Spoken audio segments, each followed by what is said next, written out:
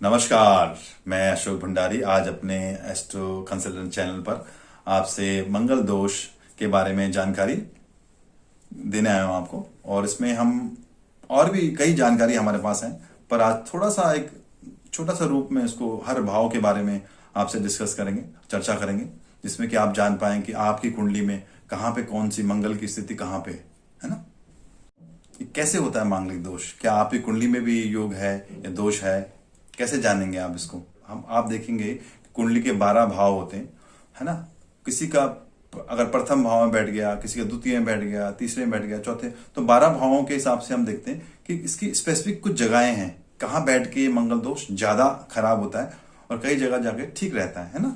तो जैसे हम बात करते हैं प्रथम भाव की, कुंडली का प्रथम भाव आप देखिएगा अपनी कुंडली में, आप देखिएगा अपने घर में आपकी कुंडली बनी होगी तो उसे खोलिए, उसमें देखिए आपका जो मंगल है वो कहाँ बैठा हुआ है ना। अगर वो आपके प्रथम भाव में बैठा हुआ है और फिर देखा जाए किस लगन में बैठा हुआ है ना, किस अवस्था में बैठा हुआ है, कितनी डिग्री का बैठा हुआ है, कितनी पावर लिए बैठा है, अस्त है, मार्गी है, वक्री है, उसमें बहुत सारी चीजें देखी जाती हैं।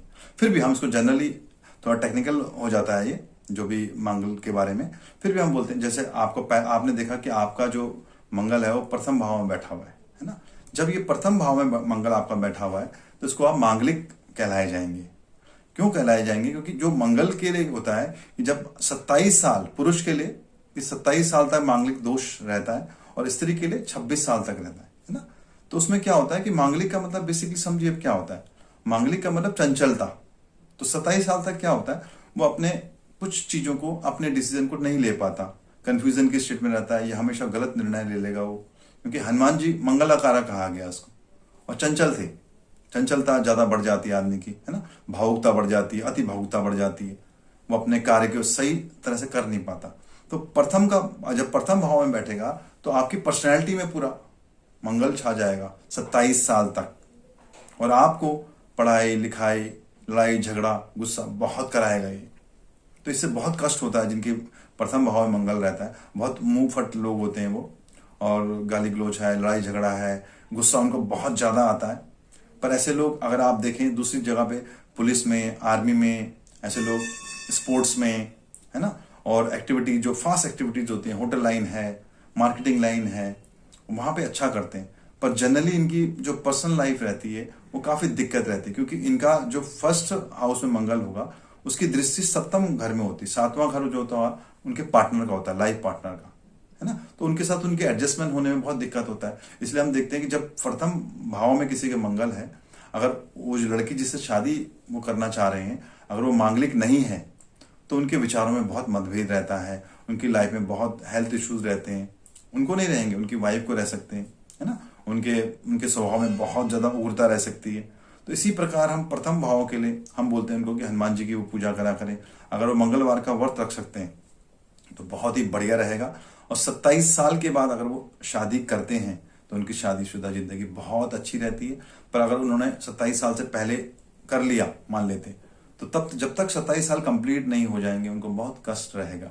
आप इस चीज को नोट कर लीजिएगा, जिन लोगों का विवाह 27 साल से पूर्व हुआ है, जो मांगलिक हैं ये थे, तो अब देखिएगा उनको जनरली उनको बहुत ज्यादा तकलीफें और संघर्ष रहा होगा उनके जीवन में। पर जैसे ही 27 साल का समय गुजरा उसके बाद उनके जीवन में ठहराव और उनकी प्रगति होना शुरू हुई। ठीक है, अब हम बात करेंगे दूसरे भाव की। दूसरे भाव में अगर आपका मंगल होता है तो उसको हम बोलते हैं वाणी, है ना। ज्यादातर ऐसे लोगों को मैंने देखा है कि मांगलिक तो हमारे नॉर्थ इंडिया में नहीं कहलाते, पर साउथ इंडिया की कुंडली अगर आप देखें तो वहां पे इनको मांगलिक कहा गया, है ना। इसलिए कहा जाता है कि दूसरे घर में जब मंगल होता है तो आपकी वाणी थोड़ा कठोर हो जाती है ना। आप शब्दों को अच्छे से बोल नहीं पाते हैं, या हो सकता है लड़ाई झगड़े में ज्यादा आप रहते होंगे, या कई बार अपनी बात को आप दब्बू रह जाते होंगे, बात को नहीं कह पाते होंगे, है ना। तो इसीलिए दूसरे घर का भी मंगल हमारे लिए अच्छा नहीं माना जाता, है ना। ठीक है, पर मांगलिक इसको नहीं हम लोग नॉर्थ इंडिया में कहलाते। इसके बाद हम जाएंगे तीसरे घर की ओर। तीसरे घर में अगर मंगल बैठता है तो मांगलिक दोष तो नहीं बनता, है ना, पर आदमी बहुत कर्मठ होता है और उसका अपना घर है मंगल का, तो बहुत अच्छा माना जाता है तीसरे घर का मंगल, है ना। तो इसमें भी यहाँ पे मांगलिक दोष नहीं बनता। अब हम बात करेंगे चौथे स्थान की। चौथा स्थान बहुत महत्वपूर्ण है, क्योंकि यहाँ पे अगर किसी का भी कुंडली के अंदर आप देखिएगा वहां पे कुछ भी लिखा होगा, पर वहां पे अगर मंगल बैठा होगा तो वो मांगलिक कहलाएगा। इस मांगलिक का मतलब क्या होता है कि ये स्थान है माता का, घर का सुख। जब यहाँ पे मंगल बैठ जाता है तो थोड़ा सा क्या होता है कि घर के सुख में बहुत दिक्कत देता है, या माँ के साथ आपके संबंध खराब हो जाएंगे, माँ का सुख आपको नहीं प्राप्त होगा, है ना। तो इस तरह से आपके जीवन में बहुत उथल पुथल, और ज्यादातर मैंने देखा कि माँ के साथ संबंध खराब रहते हैं।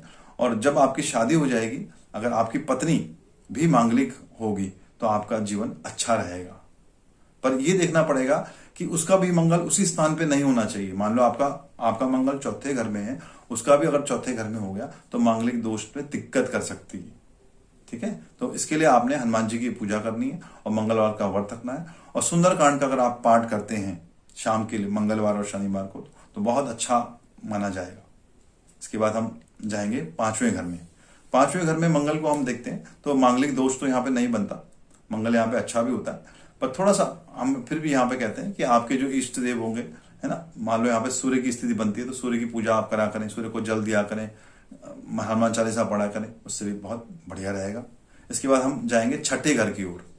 छठे घर में अगर आपका मंगल होगा तो कई बार क्या होता है, मांगलिक दोष तो यहाँ पे नहीं बनता, पर आदमी को डरपोक बना देता है। कई बार आदमी कंपटीशन से डरता है, जबकि ये मंगल का अपना घर है। अगर यहाँ मंगल बैठ जाएगा तो बहुत अच्छी आपको कंपटीशन में जीत देगा, आपके जीवन में बहुत बड़े आयाम देगा, आपको बड़ी पोस्ट में देगा। पर आप डरेंगे तो आपको इनसिक्योरिटी, डर और कर्जे की स्थिति में ले आएगा। हनुमान जी की पूजा आप करेंगे तो अति उत्तम यहाँ पे समय आपका निकल जाएगा। अब इसके बाद बहुत ही महत्वपूर्ण जगह की हम बात करते हैं, सप्तम स्थान, जहां का मंगल सबसे ज्यादा खराब ज्यादातर माना जाता है, क्योंकि जिनका भी यहाँ पे मंगल होता है, आप देखिएगा ये लोग बिल्कुल एडजस्टमेंट नहीं कर पाते अपने लाइफ की। तो ये सबसे खराब मंगल को मैं कहूंगा, सप्तम का मंगल मेरे हिसाब से बहुत खराब माना जाएगा, क्योंकि एडजस्टमेंट जिन भी लोगों की अपनी जिसके साथ भी रहते हैं, चाहे स्कूल में रहते हैं, घर में रहते हैं, शादी के बाद रहते हैं, अगर उनको एडजस्टमेंट नहीं करना आता है यहाँ पे मंगल, तो यहाँ का मंगल उनके लिए बहुत कष्ट कर सकता है, उनकी मैरिड लाइफ को बहुत खराब कर सकता है। जबकि मंगल यहाँ पे उनको प्रॉपर्टी का लाभ दे सकता है, फाइनेंशियल बहुत अच्छा दे सकता है, उनकी पोजीशन अच्छी दे सकता है, पर उनको यहाँ पर शादी का सुख कम रहता है, या उसमें कुछ ना कुछ तनातनी रहती है। तो सुंदरकांड का पाठ इनको करना चाहिए, हर रोज करें तो बहुत अच्छी बात है, और हनुमान जी की पूजा करें और बड़ों के साथ अपने संबंधों को अच्छा करने का प्रयास करें। अब इसके बाद बहुत महत्वपूर्ण एक और घर है, इसके बाद अष्टम भाव में अगर मंगल हो जाएगा तो मांगलिक कहलाता है। अभी तक हमने मांगलिक देखा, प्रथम भाव में मंगल होता है तो मांगलिक होता है, चतुर्थ भाव में मंगल होता है, सप्तम भाव में, और ये अष्टम भाव, ये भी बहुत ही महत्वपूर्ण है। अष्टम भाव जो आयु का कहा गया है ना, यात्राओं का कहा गया, कॉमन सेंस का कहा गया, और इस पर सेकंड हाउस की भी दृष्टि होती है, तो हम उसको देखते हैं कि हमारे फैमिली का भी कहा गया। तो अष्टम भाव का जिसका भी मंगल होता है उसको चोट बहुत लगती है, यहाँ पे एक्सीडेंट, चोट और आयु में दिक्कत हो जाती कई लोगों की। तो इस अष्टम वाले मंगल को भी हम बहुत अच्छा नहीं माना जाता है, इसको भी, ये भी हमारे जीवन के लिए बहुत कष्टकारक होता है। तो इसके लिए आपको महामृत्युंजय का जाप करना चाहिए और हनुमान जी के व्रत, मंगलवार के व्रत रखने चाहिए। इससे आपके जीवन में अच्छा रहेगा। और 27 साल से पहले किसी भी हालत में आप शादी ना करें तो अच्छा रहेगा। स्त्रियों के लिए 26 साल और पुरुषों के लिए 27 साल के बाद। इसके बाद हम नवम स्थान में मंगल की बात करते हैं। यहाँ मंगल खराब नहीं होता, अच्छा माना जाता है, भाग्य की स्थिति धार्मिक बनाता है आपको। और दसम स्थान में मंगल बहुत अच्छी स्थिति में आता है, जिसके भी यहाँ पे दसम स्थान में मंगल हो, मांगलिक तो नहीं कहलाता, पर यहाँ का मंगल योग कारक कहा गया, गवर्नमेंट जॉब के लिए, आपकी पर्सनैलिटी के लिए, धन के लिए, आपको प्रॉपर्टी के लिए बहुत अच्छा करता है। इसके बाद हम 11वें भाव की बात करेंगे, कुंडली का 11वां भाव, जो जहां मंगल की पोजीशन बहुत अच्छी मानी जाती है। यहाँ मंगल आपको धन की स्थिति अच्छी बनाता है, मांगलिक नहीं होता, पर यहाँ पर मंगल ज्यादातर आपको लाभ देता है। ठीक है, तो इसके बाद हम बात करेंगे 12वें घर की। 12वें घर का मंगल जो होता है वो भी मांगलिक कहलाता है।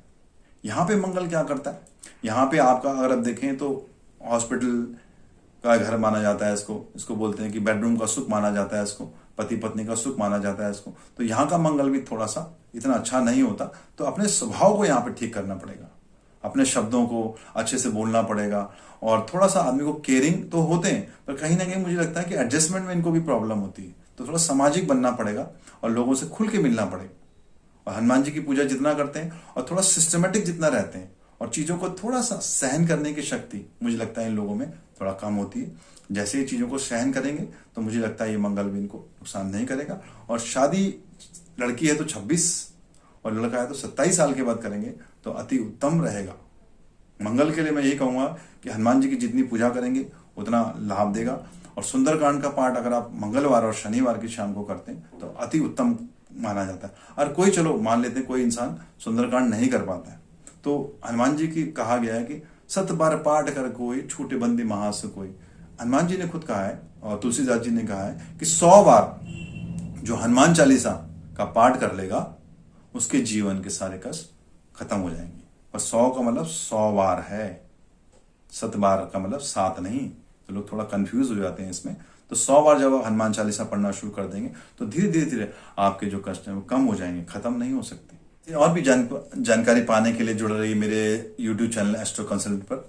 आज हमने बात की मंगल दोष के बारे में। इसके बाद अगला विषय हम लेंगे कालसर्प दोष के बारे में। उसमें ऐसी महत्वपूर्ण जानकारी जो आपको अभी तक नहीं पता कि कालसर्प दोष क्या होता है, ये होता भी कि नहीं होता है, और इसका निवारण कैसे होता है, इसमें क्या कर सकते हैं हम, उसमें हर तरह की जानकारी हम आपको देंगे। धन्यवाद।